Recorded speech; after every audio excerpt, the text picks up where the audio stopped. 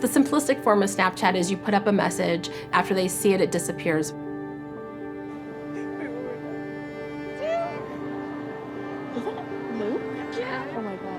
Secrecy almost immediately. What kid doesn't love to keep secrets from their parents, especially teenagers? They're trying to find themselves right now. They want to be treated like a grown-up. Snapchat provides them with a way to have this freedom away from their parents in this online world, but this online world has very real consequences in the real world.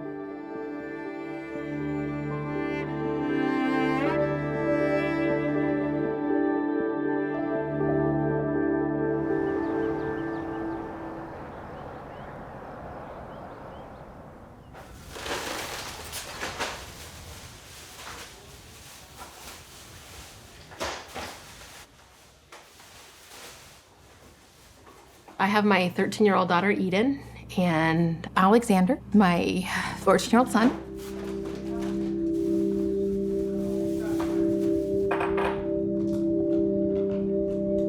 Happy birthday to you. Happy birthday, dear Alex.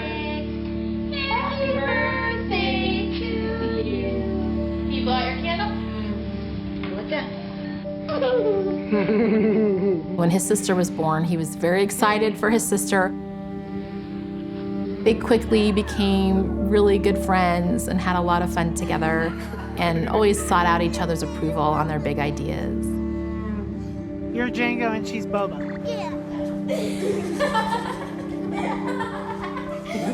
My name is Alex, and I have long hair. The truth is, when I grow up, I really want to be a historian. He had always had these visions of running a Smithsonian. Look, guys, over there. Look at that. There's only like 2 regiments. He was curious about trying lots of different things.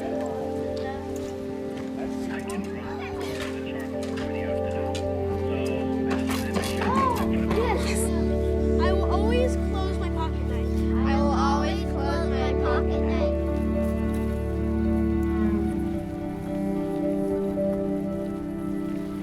I wanted to do all the same stuff that my brother did. I love following in his shadow. Alex was a lot better at like socializing with other people.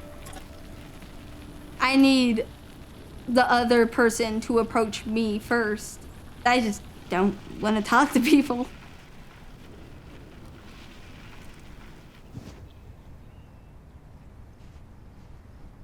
He was a popular kid at school. He was connected with like everyone.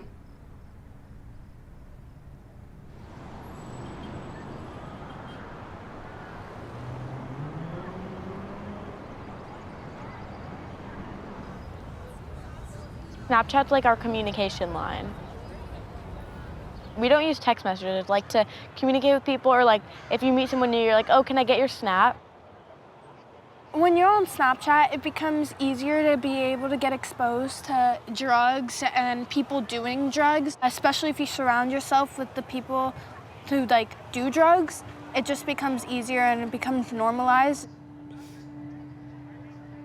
On Snapchat, you look at someone's story and like they can mention a person who's selling the drugs and you can add them, and sometimes they have it on their story. And you can pick what you want and you can text them and they deliver it to you. When I started my drug use, I felt like I needed something to resolve the mental issues I was going through, like being really sad all the time and having a lot of anxiety. When I was 12 years old, I know a lot of kids who've done that, and it's just like the main way.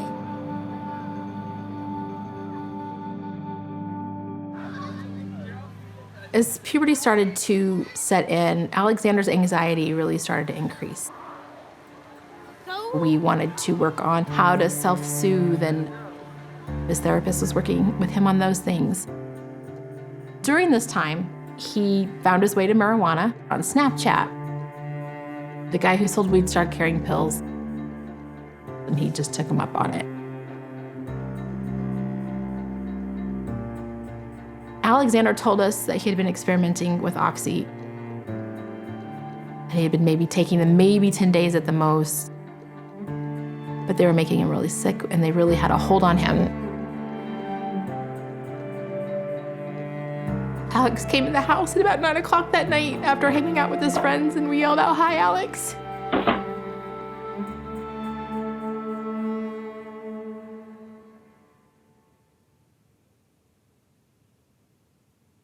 The morning of June 23rd, I knocked on that door and I knew something was wrong.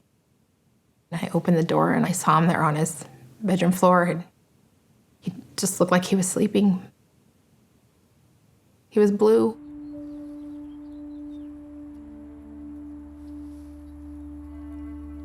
This is for Alexander's friends. I need you to hear me. Please let Alexander's passing be your wake-up call. Do not think this cannot happen to you. Alexander did not think this could happen to him. Know that if you are taking pills with a prescription name, but you did not get them with a prescription, you are taking fentanyl. And with fentanyl, it is not a matter of if it will kill you. It is a matter of when it will kill you. Talk to your family. Ask for help. If you do not have open communication with your parents, or you're too scared to talk to them, or you need some guidance, let me help you. Please let me help you. There is no judgment right here, and my heart cannot break any more than it already has. Know that your family is here, and so is Alexander's. Thank you. The first time I spoke about this problem was at Alexander's funeral. As long as those deaths are still happening on a regular basis, whatever they're doing is not enough. Since at least 2017, that's where you see reports coming out. Why is that still happening? I absolutely cannot understand that. Here we are, teen drug death after teen drug death linked to this platform. Drug dealers targeting kids using the popular social media app Snapchat. Zach Plunk went to buy drugs from a dealer he met on Snapchat. About his 16-year-old son, Daniel, Huerta says he found his son dead in his room. Don't forget his face, because he's just a drop in an ocean of all of the children who have died in this nation due to fentanyl poisoning. These kids are dying alone in their bedrooms, in the safest place in the world.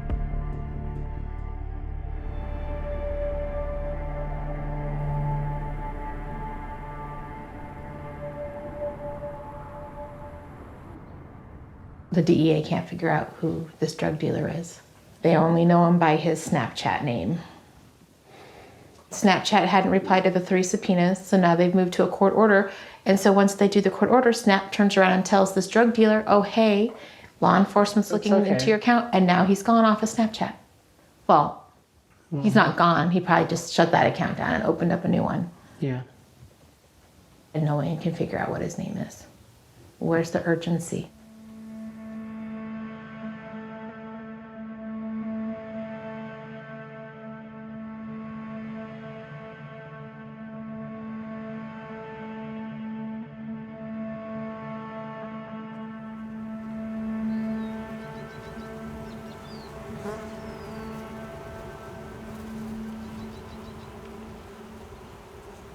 $14 is not a lucky number. That's how old Alex was when he died.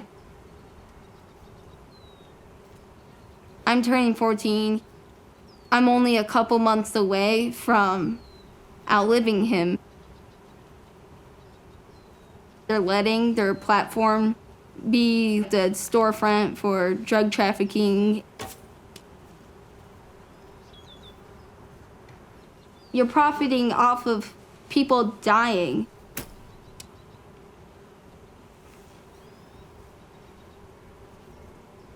How could they How could they let that stuff happen?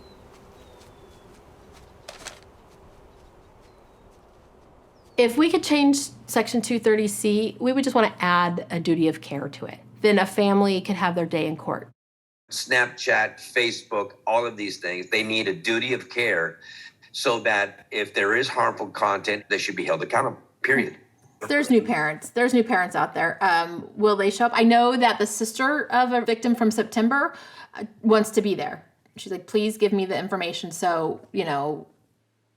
I don't want this shit to continue Right. happening. No, because do you feel like a personal responsibility for that death? I don't know. I do. Every freaking time one happens, I'm like, how did we not get to them? Why are we not finding them? How is this still happening? Like, it just makes me insane. So that's not our responsibility. We're trying to get I know the it's not our message out. responsibility, but I need to just walk the streets and go up to every single person to their face and tell them. But every time I see your kids, I miss your kids and I didn't even know them. Like, I know. It's just, it's horrible. ridiculous. Historically, none of these big damaging companies have ever changed from the inside. Snapchat says it has previously apologized to families in person and in writing. After our interview, they sent a statement which reads in part, "We are deeply sorry for your loss and know we can't imagine the immense grief you have experienced." Our goal of ridding Snapchat of drug dealers and drug content isn't going to be achieved overnight. Meaningful progress takes time. In that time, people have died.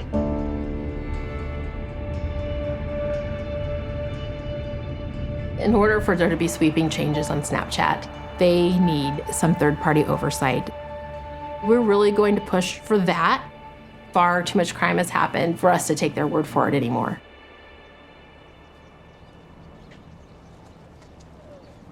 I want to hug Claudia first. You want to hug Claudia first? You can be. I love you too. Hey guys, put your signs up against the fence, please. How you doing? Hello, hello. Like I've talked to friends.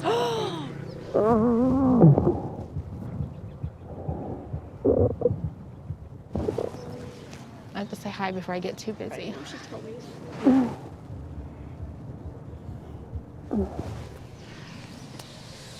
Okay. Amelia's with me today. And I don't even want to go to it, you know, because I don't want to hear. I already read everything on Facebook saying that my son was this and that, and I'm like, oh my God. I can't imagine. I get horrible emails and messages all the time about what a horrible parent I am. My daughter's gonna die the same way, like just horrible stuff. Oh. All right, you guys, let's head on out.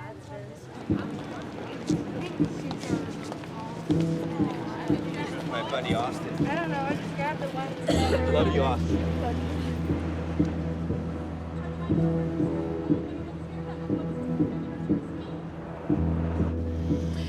My name's Amy Neville, and I am the Vice President of VOID, Victims of Illicit Drugs. But my best job ever is being Eden's mom and Alexander's mom. So as I was preparing for this moment today, it made me reflect upon how strange this is. You see, I shouldn't be here. You shouldn't be here. Snap knows that the only way to really save lives is to let in law enforcement and independent auditors. Snap also knows that this is going to hurt their share price for a moment. As a publicly traded company, Snap Inc. is very concerned about their share price too. But rest assured, shareholders and their companies can survive an intervention. Alexander and Dante and Dylan and Daniel will not have survived this. Thank you.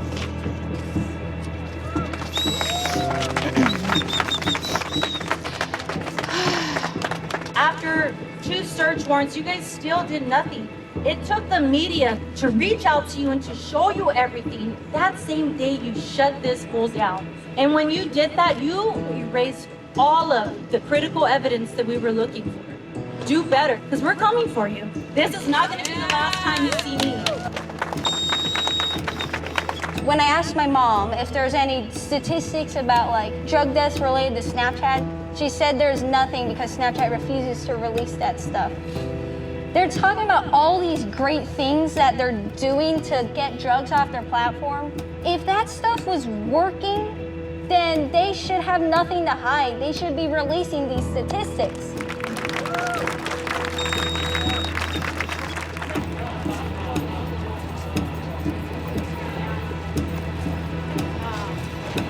Ms. Stout, I want to know what the answers are. Will you commit to providing more information about the automated tools SNAP uses to proactively search for illegal drug-related content as the parents ask? We have stepped up and we have deployed proactive detection measures to get in ahead of what the drug dealers are doing. They are constantly evading our tactics. I think you have shown that we can't trust big tech to police itself. And so when you say we already do it, well, you may decide to do it, but there's no legal obligation that you do it, and there's no way to hold you accountable under current law.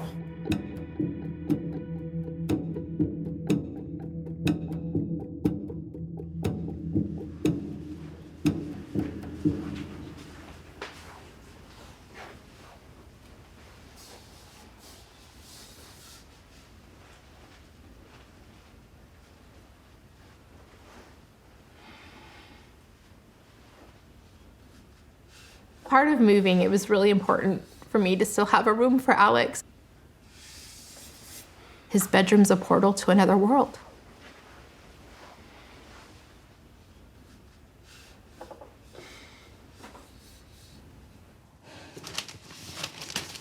So this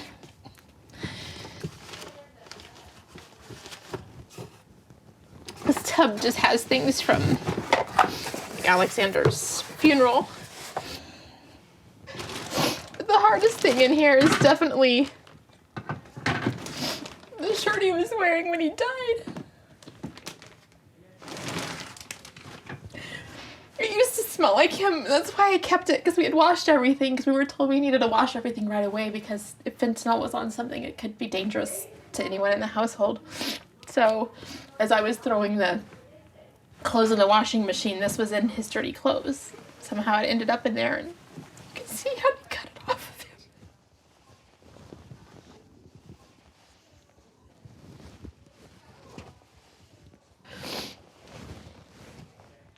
But it doesn't smell like him anymore.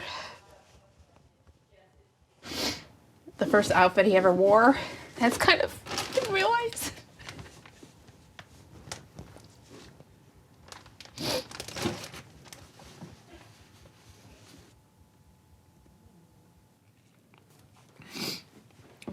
For the longest time when Eden was little, she thought his middle name was Hate Things. Alexander Hate Things, not Hastings. It's kind of funny the day that she discovered that.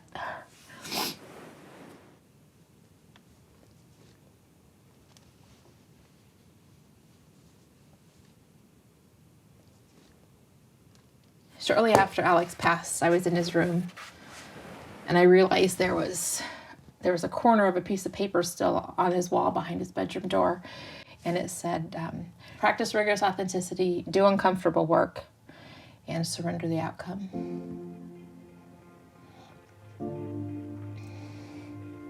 And that do uncomfortable work part is just, it's every day. And sometimes the uncomfortable work is just like, just getting out of bed.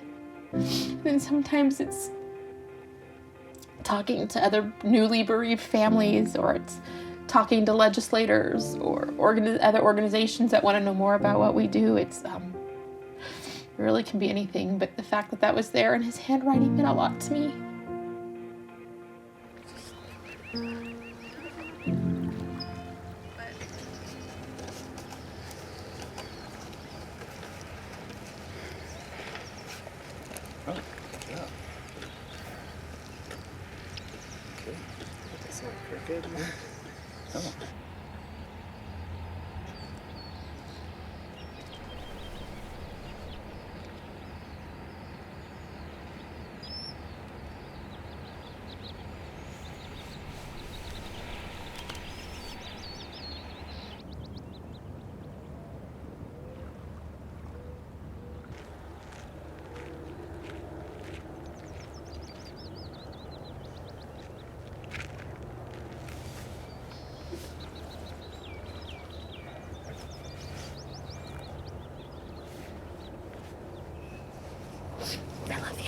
I love you too.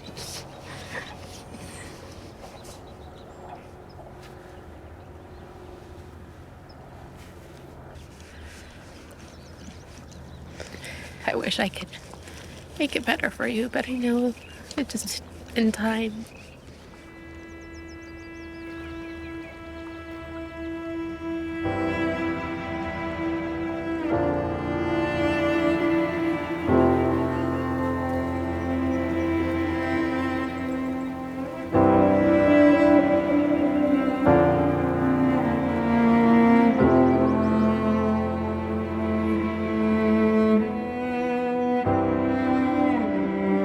Thank you for joining our call. The fourth quarter marked the end of an exciting and productive year for Snap. We grew revenue 64% year over year in 2021. We will continue to remain focused on doing the right thing to promote the safety and well-being of our community. We work every day to improve, and we are always learning how we can better support.